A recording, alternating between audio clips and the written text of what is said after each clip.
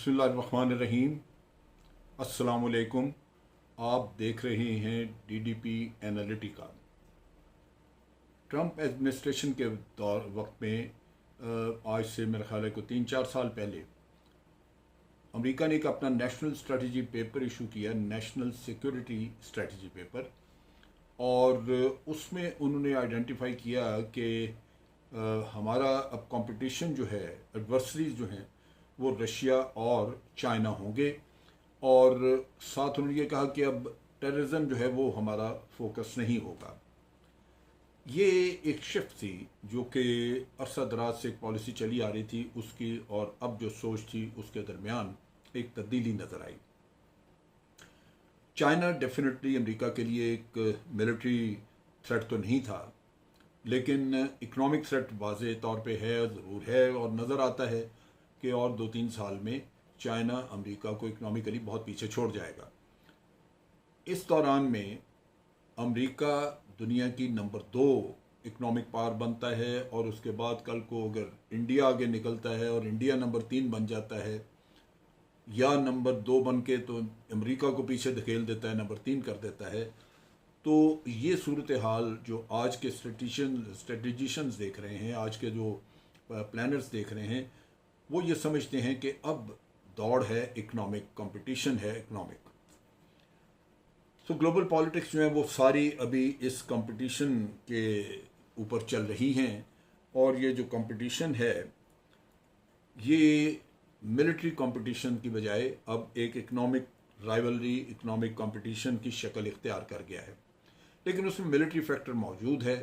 Military factor जो है वो इस तरह भी मौजूद है कि अगर आपने दूसरे की ट्रेड को रोकना है, अपने राइवल जिसके साथ राइवलरी है उसकी ट्रेड को रोकना है, तो उसके लिए गालबन आपको कहीं ना कहीं अपनी फोर्स एप्लीकेशन लानी होगी। वो बिल्कुल फिजिकल फोर्स एप्लीकेशन ना भी हो तो कम से कम डेमोन्स्ट्रेटिव तो होगी।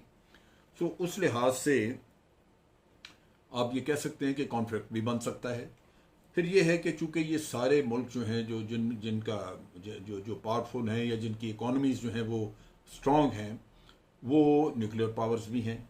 सो इस लिहाज से ये भी डर है कि ये इस भागदौड़ में, इस घबराहट और कंपटीशन के इस वक्त में ये ना हो कि ये कुछ सूरत जो है वो गलत हो जाए, सूरत ख़राब हो जाए, ऐसी निकल आए सूरत जहाँ आप कॉन्फ्लिक्ट की तरफ चले जाएं।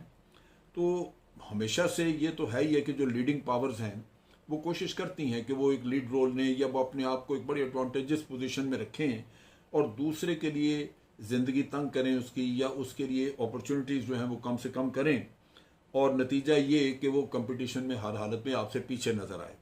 ये वो भाग दौड़ है जिसकी वजह से फिर हो सकता है कि आप मिलिट्री सोल्यूशन की तरफ चले जाएं। अब आज जो सूरत हाल है वो ये है कि इसी सोच के तहत मॉस्को में एक वलाडाई क्लब है जो कि एक बहुत बड़ा वहाँ का टॉप थिंक टैंक है, और हर साल वलाडाई पुतिन जो है वो उसको वहाँ पे एड्रेस करते हैं, इस क्लब को आके, और इसकी बड़ी अहमियत है इनकी सोच की। इन्होंने एक तजवीज़ अभी फ्लोट की है कि एक परमानेंट फोरम बना देना चाहिए जहाँ जिसके मेंबर रशिया, चाइना, इंडिया और अमेरिका हों। और ये इसलिए ज़रूरी है कि यहाँ बना के तो यही स्ट्रॉन्ग इकॉनमीज़ वाले मुल्क हैं, बड़ी इकॉनमी है इनकी, इन्हीं का कंपटीशन वगैरह नज़र आता है। तो ये एक फ़ोरम बन जाए परमानेंट, जहाँ पे कि ये आपस के मामलात वगैरह डिस्कस करके तो सिचुएशंस को कंट्रोल में रखें, ताकि ये न्यूक्लियर पावर्स होते हुए ये ना हो कि कहीं कॉन्फ्लिक्ट की तरफ चले जाएं, जबकि कंपटीशन आपका इकोनॉमिक है और आपकी तवज्जो वहीं रहनी चाहिए। ये जो परमानेंट फोरम क्रिएट करने की कोशिश की जा रही है, या जिसके बारे में तजवीज़ है, ये तजवीज़ हो सकता है कि एक इसकी पजीराई भी हो और सारे जो चारों मुल्क जिनका नाम लिया है वो इसमें शामिल होने के लिए रजामंद भी हो जाएं। रीज़न वो ये देता है कि जनाब ये चारों मुल्क जो हैं ये काफ़ी एडवांस्ड हैं, इनके पास इनके न्यूक्लियर प्रोग्राम काफ़ी एडवांस्ड हैं, इनके पास टेक्नोलॉजी भी है, और उसके साथ साथ ये है कि आर्मीज़ इनकी बड़ी आर्मीज़ हैं, और ये इकोनॉमिक डेवलपमेंट की पोटेंशियल रखते हैं। ये मुल्क वो हैं जहाँ या तो ये लीड कर रहे हैं इकॉनमी में, या ये कि ये तब इनकी तवक्को है कि ये किसी वक्त पे बहुत बड़ी इकॉनमी बन जाएंगे, लिहाजा इनका इकट्ठे होकर बात करना इनके लिए ज़रूरी है। अब यहाँ पे जो ये समझते हैं कि ये चारों मुल्क जो हैं ये एक तरह का दुनिया के लीडरशिप रोल अदा कर रहे हैं, लेकिन उसके साथ साथ जो वो सिचुएशन पेंट कर रहे हैं इस मामले के लिए कि ये इनका एक फोरम बनाया जाए, वो सिचुएशन ये है कि वो कहते हैं कि इनकी आपस में कॉन्फ्लिक्ट्स हैं, जिसकी वजह से ज़्यादा पॉसिबिलिटी है कि इकॉनमी से हटके ये किसी तरह कॉन्फ्लिक्ट की तरफ न चले जाएं। उसमें वो उनकी सोच में ये है कि अमेरिका का और रशिया का कॉन्फ्लिक्ट मौजूद है ईस्टर्न यूरोप में, इसी तरह अमेरिका का और चाइना का कंपटीशन है, तो वो साउथ चाइना सी में उनको कन्फाइन करना चाहते हैं, वहाँ पे एक कॉन्फ्लिक्ट मौजूद है। फिर आप और फिर ताइवान के नुक्ता निगाह से भी कॉन्फ्लिक्ट मौजूद है। इंडिया का वो समझते हैं कि इंडिया और चाइना का भी कॉन्फ्लिक्ट मौजूद है। यहाँ ये हैरानी की बात है कि पाकिस्तान भी एक न्यूक्लियर पावर है। ये बात दुरुस्त है कि पाकिस्तान एक इकोनॉमिक पावर नहीं है, ना ही इतनी पोटेंशियल है कि वो इन बड़ी इकोनॉमीज़ को स्ट्रेट अवे मुकाबला कर सके। अल्लाह करे कि किसी वक्त पे स्टेज पे हम आएँ कि इकोनॉमी हमारी इतनी स्ट्रांग हो कि हम इकोनॉमिकली भी इनका मुकाबला कर सकें। लेकिन आज की जो सूरत हाल है, पाकिस्तान की इकोनॉमी तो उस पोजीशन में नहीं है। लेकिन और बड़े फैक्टर्स हैं। पाकिस्तान न्यूक्लियर पावर है, पाकिस्तान का कॉन्फ्लिक्ट इंडिया के साथ है, और वो कॉन्फ्लिक्ट बाकी के कॉन्फ्लिक्ट से ज़्यादा सीरियस है क्योंकि उस पर 3 जंगें लड़ी जा चुकी हैं, और अगर कल चौथी होती है तो वो भी इसी पे। और ये न्यूक्लियर फ्लैश पॉइंट हमेशा कहलाता है, बावजूद इसके कि यूनाइटेड नेशन की कई करारदादें हैं, ये मसला हल नहीं हुआ और ना ही बड़ी कुव्वतों ने इसको हल कराने की कोशिश की। यहाँ तक कि अभी 2 साल पहले की बात है कि भारत ने पुलवामा का वाक़या करा के तो पाकिस्तान के ऊपर चढ़ाई कर दी, हमारी सॉवरेनिटी वायोलेट हुई। अब पाकिस्तान ने उसका एक बड़ा इफेक्टिव जवाब दिया और भारत को बिल्कुल उसको चुप करा के रख दिया। लेकिन ये भी तो पोटेंशियल थी कि ये जो कॉन्फ्लिक्ट था ये बढ़ सकता था। जैसे भारत की एक प्लान थी कि वो पाकिस्तान के ऊपर गालिबन 6 मिसाइल इस पे दागेगा पाकिस्तान में, और पाकिस्तान को पता था कि किन टारगेट्स और क्या करने जा रहा है भारत। तो पाकिस्तान ने भी धमकी दी कि अगर आप 6 पे करेंगे तो हम भी आपके ऊपर 9 टारगेट्स के ऊपर आपके अटैक करेंगे और हम तैयार हैं। तो गालिबन बड़ी कुव्वतों ने इस कॉन्फ्लिक्ट को, इस क्लैश को रोकने की कोशिश की और कुछ मामला ठंडा हुआ। लेकिन इसी से ये जाहिर होता है कि यहाँ पोटेंशियल बड़ी मौजूद है इस कॉन्फ्लिक्ट के बढ़ने की, और पाकिस्तान न्यूक्लियर आर्सेनल पाकिस्तान का किसी से कम नहीं है। सो इस लिहाज से यहाँ पे इस रीजन में सोचना कि पाकिस्तान के बगैर कोई आप ऐसा फोरम बना लेंगे जो कि बड़ा इफ़ेक्टिव होगा, तो मैं समझता हूँ कि वो थिंकिंग फॉल्टी थिंकिंग है। अब यहाँ पे पाकिस्तान क्या रोल प्ले कर रहा है? आप इंडिया के साथ चाइना के कॉन्फ्लिक्ट को देखते हैं, लेकिन इसको इन आइसोलेशन नहीं देखा जा सकता। वजह उसकी ये है कि जिस जगह का लद्दाख कश्मीर जो डिस्प्यूटेड टेरिटरी है वो एक ही है, और उसके साथ है दोनों चाइना और पाकिस्तान उसमें इफेक्टेड हैं इंडिया के एक्सपेंशनिस्ट डिज़ाइन की वजह से, और वो उसको जो यूनिलेटरली यकतरफा हल की तरफ जाता है इंडिया, जो इस तरह की ये कोशिशें करता है, उसमें तो कॉन्फ्लिक्ट बढ़ने के चांसेस हर वक्त मौजूद हैं। लिहाजा पाकिस्तान को आप चाइनीज़ के कॉन्फ्लिक्ट से अलहदा नहीं कर सकते, और इंडिया भी समझता है कि 2 फ्रंट वॉर इसमें हो सकती है। लिहाजा आप कैसे ये कह सकते हैं कि पाकिस्तान जो कि एक न्यूक्लियर पावर है वो उसकी रेलेवेंस यहाँ नहीं है।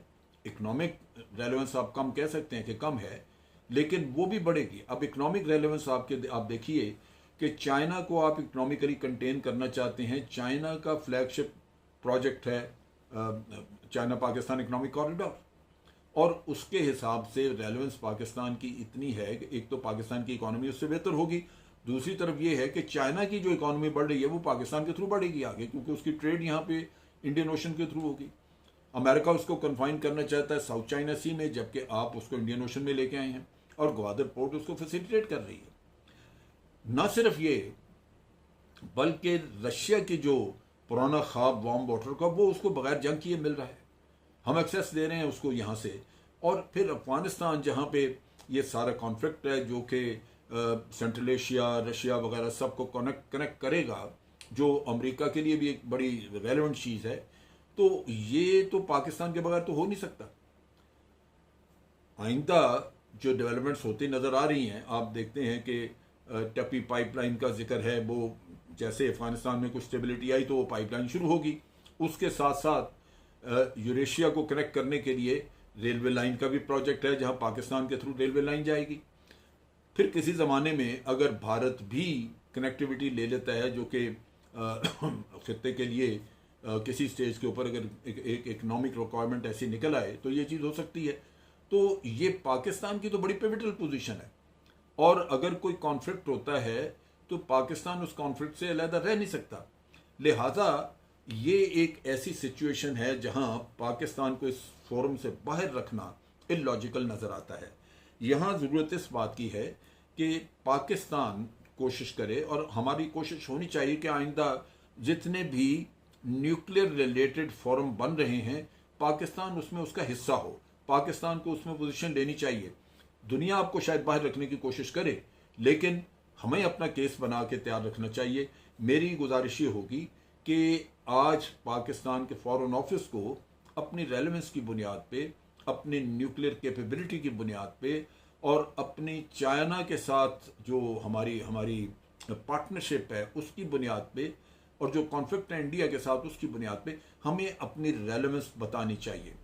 हमें अपना केस बड़ा मजबूत बना के तो इस फोरम के लिए तैयार रखना चाहिए। ये पहला फोरम होगा जहां आप एक न्यूक्लियर पावर की हैसियत से उसमें बैठेंगे, और इसमें आपको हेल्प मिल सकती है चाइना की तरफ से, रशिया की तरफ से। आप उनको कन्विंस कर सकते हैं कि इसी खित्ते में मौजूद हम हमारे इसी खित्ते में होते हुए ये हो नहीं सकता कि जो फोरम आप बनाएं न्यूक्लियर पावर्स का, वो पाकिस्तान के बगैर कंप्लीट होगा, वो नहीं होगा।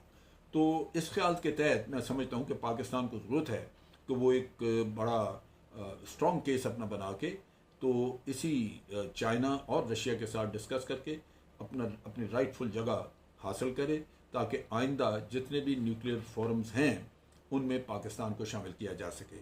आज के लिए इतना ही। अफवाज पाकिस्तान जिंदाबाद, पाकिस्तान पाइंदाबाद।